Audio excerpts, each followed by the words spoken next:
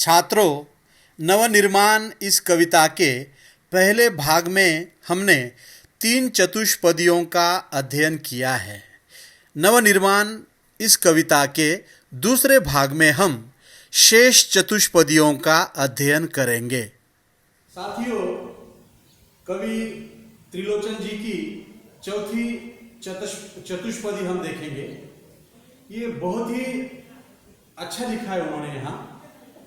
बल नहीं होता सताने के लिए, क्या कहते हुए, बल नहीं होता सताने के लिए, वह है पीड़ित को बचाने के लिए।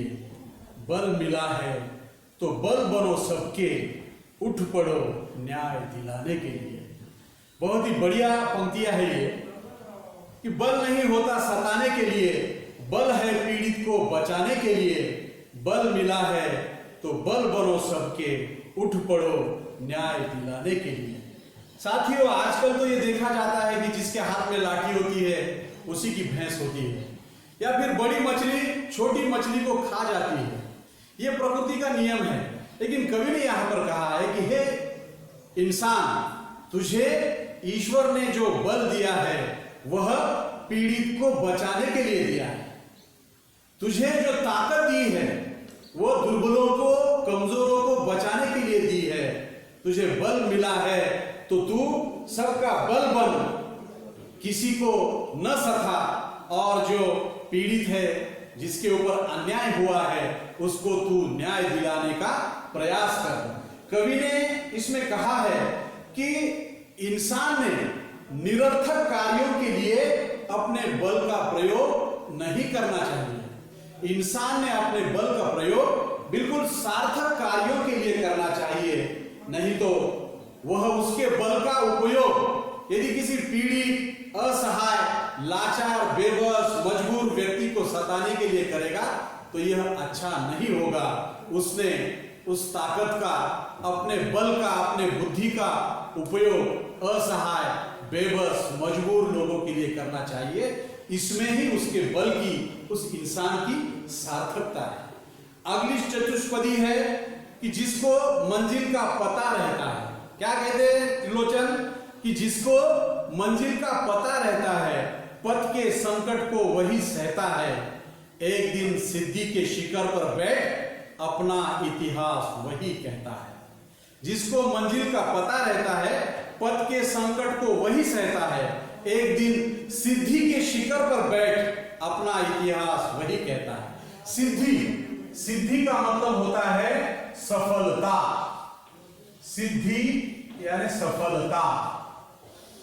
बहुत ही अच्छी पंक्तियां है ये। सफलता क्या कहते हैं कवि त्रिलोचन? कि जिसको मंजिल का पता रहता है, पथ के संकट को वही सहता है। एक दिन सिद्धि के शिखर पर बैठ अपना इतिहास वही कहता है। इसका मतलब यह होता है कि जिसको अपनी सफलता की जानकारी होती है, जिसको अपनी मंजिल की सफलता मालूम होती है, वह व्यक्ति अपने मार्ग में कितनी भी मुश्किलें आए, कितनी भी परेशानियां आए, उन परेशानियों को, उन मुश्किलों को वह हंसते हंसते झेलता है। हंसते हंसते उन परेशानियों के पार चले जाता है। इसको और अधिक समझाना तो हम ये भी कह सकते हैं साथियों, क्या कहते हैं कि जिंदगी जिंदा दिली का नाम है। जिंदगी जिंदा दिली का नाम है। मुर्दा दिल क्या खाक जिया करते हैं? कि जिंदगी में जिंदा दिल होना जरूरी है। सफलताएं आसानी से नहीं मिलती है। सफलता पाने के लिए बहुत कुछ करना पड़ता है। जो कुछ करता है वही सफल होता है, और जो सफल होता है, लोग ऐसे ही सफल इंसान से प्रेरणा लेते हैं, और इतिहास भी ऐसे ही सफल इंसान का नाम जो है दर्ज करता है। इसीलिए तुम्हें सफल बनना है तो परेशानियों को, मुश्किलों को, कठिनाइयों को झेलते झेलते आगे बढ़िए। निश्चित रूप से सफलता आपके कदम चूमेगी। जिंदगी में सफल बनना है, सफलता पानी है, तो बस चलते रहो, कुछ ना कुछ करते रहो। हाथ पर हाथ धरे ऐसे बैठकर कुछ भी हासिल नहीं होगा। जो चलेगा, जो करेगा वही आगे बढ़ेगा। जो रुकेगा वह वही थमेगा। और इतिहास में तुम्हें तुम्हारा नाम यदि दर्ज करना है, इतिहास में यदि 4 चांद लगाने हैं सफलता के, तो आपको कोशिश करनी पड़ेगी। इसीलिए मुश्किलों से, परेशानियों से जिंदगी में कभी भी नहीं डरना चाहिए साथियों। तभी जाकर सफलता हमारे कदम चूमती है, अन्यथा नहीं।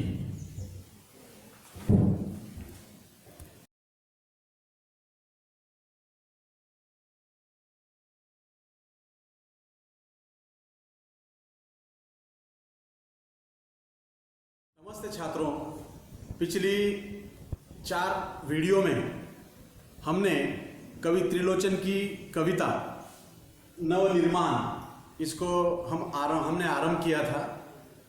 5 चतुष्पदियां हमारी पढ़ाकर हो चुकी है। आज इस वीडियो में जो 3 चतुष्पदियां शेष है उसे हम पूरा करने का प्रयास करेंगे। साथियों, ये जो चतुष्पदी जिसको मैं आरंभ कर रहा हूं, उसमें कवि ने हम सबको प्रेम की राह पर, प्रीति की राह पर चलने का संदेश दिया है। प्यार से ही किसी के भी दिल को हम जीत सकते हैं। इसीलिए कवि ने यहाँ पर कहा है कि प्रीति की राह पर चले आओ, नीति की राह पर चले आओ, वह तुम्हारा ही नहीं, वह तुम्हारी ही नहीं, सबकी है, गीति की राह पर चले आओ। कवि इस चतुष्पदी में प्यार और मोहब्बत की बातें करते हैं। वे हर किसी के साथ अच्छा आचार और व्यवहार करने की बात करते हैं। साथ ही साथ कवि ने लोगों को इस बात के लिए प्रेरित किया है, या कवि ने ये आह्वान किया है कि हर किसी के साथ हम यदि प्यार से, मोहब्बत से, भाईचारे से पेश आएंगे तो यह व्यवहार हम सब के लिए अच्छा होगा, और इसी मार्ग को हम सब ने अपनाना चाहिए। कवि आगे ये कहते हैं कि हम सब ने अपना अपना जीवन हंसते गाते बिताना चाहिए। यही जीवन आदर्श होता है। वास्तव में हम देखते हैं कि आज हम सब में मनमुटाव है, व्यक्ति बहुत ही आत्मकेंद्रित होता जा रहा है। इस समय कवि की यह पंक्तियाँ समस्त भारतीय समाज के लिए एक प्रेरणादायी पंक्तियाँ हैं। ये इस पंक्तियों का अनुसरण कर हम यदि जीवन बिताएंगे तो निश्चित ही हम हमारे जीवन में बिल्कुल सफल हो जाएंगे। साथियों, अगली चतुष्पदी है, साथ निकलेंगे आज नर नारी, लेंगे कांटों का ताज नर नारी, दोनों संगी और सहचर है, अब रचेंगे समाज नर नारी। ये जो चतुष्पदी है, इस चतुष्पदी में कवि त्रिलोचन जी ने समानता की बात कही है, स्त्री पुरुष समानता की। साथियों, आप सबको ज्ञात होगा कि स्त्री का कार्य क्षेत्र केवल चूल्हा और चौका और बच्चे यहाँ तक ही सीमित था, लेकिन आज 21वीं सदी में हम जीवन यापन कर रहे हैं। जमाना बहुत अच्छी तरह से परिवर्तित हो रहा है। इसमें कवि स्त्री पुरुष समानता की बात करते हैं। आज हम देखते हैं कि महिलाएं पुरुष की तुलना में कहीं भी आज रत्ती भर भी कम नहीं है। हम ये देखते हैं कि हवाई जहाज की पायलट से लेकर ट्रेन चलाने तक का काम आज नारियां कर रही है। ये हमारे लिए बड़े सम्मान की बात है, और इसी बात को कवि की यह चतुष्पदी स्पष्ट करती है। वे कहते हैं कि साथ निकलेंगे आज नर नारी, लेंगे कांटों का ताज नर नारी, दोनों संगी और सहचर है, अब रचेंगे समाज नर नारी। कवि एक आदर्श समाज की बात करते हैं, एक समतावादी समाज की बात करते हैं, जिस समाज में स्त्री और पुरुष में कोई भेद न हो, नर नारी एक समान हो, ऐसे समाज का कवि निर्माण करना चाहते हैं। इसीलिए यह पंक्तियां भी हम सब के लिए बड़ी ही प्रेरणादायी है, इससे हम प्रेरणा ले सकते हैं। फिर कवि अंतिम चतुष्पदी में यह कहते हैं कि वर्तमान बोला अतीत अच्छा था, प्राण के पद का मीत अच्छा था। साथियों, मीत जो है, मीत का मतलब होता है दोस्त या मित्र भी कह सकते हैं आप, मित्र, दोस्त। बड़ी अच्छी चतुष्पदी है ये। क्या कहते हैं कवि कि वर्तमान बोला अतीत अच्छा था, प्राण के पथ का मीत अच्छा था। मीत यानी दोस्त, मित्र। गीत मेरा भविष्य गाएगा, यूं अतीत का भी गीत अच्छा था।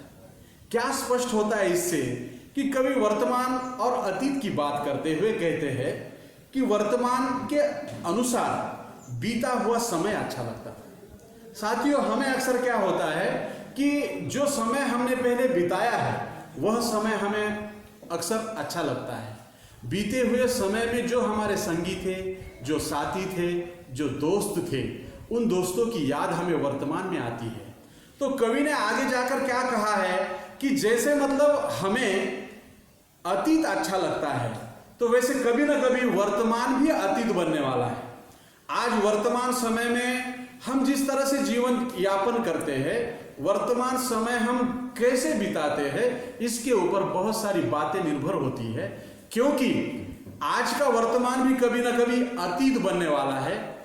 तो भविष्य में लोग ये कहेंगे, हमने जैसा समय बिताया है वर्तमान समय, तो भविष्य में आने वाले लोग, आने वाले दोस्त या आने वाले हमारे सगे संबंधी ये कहें कि उनका अतीत अच्छा था। इसलिए वर्तमान समय में हमने जीवन अच्छे तरह से बिताना चाहिए, क्योंकि आज का वर्तमान कभी ना कभी अतीत हो जाता है। तो आने वाले भविष्य के लोग हमें ये कहे कि अतीत अच्छा था। तो ये बहुत ही बढ़िया पंक्तियां हैं। क्या कहते हैं कवि, फिर से देखिए कि वर्तमान बोला अतीत अच्छा था, प्राण के पथ का मीत अच्छा था, गीत मेरा भविष्य गाएगा, यो अतीत का भी गीत अच्छा था। क्योंकि कवि ने यहाँ पर वर्तमान और अतीत की बात की है। वर्तमान के अनुसार बीता हुआ समय अच्छा था और उस समय जीवन पथ में साथ निभाने वाले सभी दोस्त, मित्र, सगे संबंधी अच्छे थे। इसलिए आज हम वर्तमान में जो जीवन बिता रहे हैं, तो भविष्य में आने वाले लोग भी हमें ये कहें कि हमारा गुणगान करें और ये कहे कि अतीत अच्छा था। इस तरह से अतीत भी गुणगान करने के लायक था। तो यहीं पर यह नवनिर्माण, ये जो कविता है जिसको त्रिलोचन जी ने लिखा है, उसे हमने संक्षेप में क्यों न हो पूरा किया है। क्योंकि ये लॉकडाउन के कारण जो है और समय की सीमा के कारण हम आपके साथ उतना खुलकर अध्ययन, अध्यापन, ये जो प्रक्रिया है वो इतना अच्छे ढंग से नहीं हो पा रही है। इसीलिए जैसे भी हो हमने इसे न्याय देने का प्रयास किया है। तो आशा है कि यह आपके समझ में अच्छी तरह से आई होंगी। और जब भी कभी कोई दिक्कत आए, कोई समस्या आए, तो आप प्रत्यक्ष रूप से हमें फ़ोन कर हमसे संपर्क कर आपकी कोई भी समस्या हमसे पूछ सकते हैं और हम उस समस्या का निराकरण आपको फ़ोन पर भी आपके साथ कर सकते हैं। तो खुश रहिए दोस्तों, घर पर रहिए, सेहतपूर्ण जीवन बिताइए।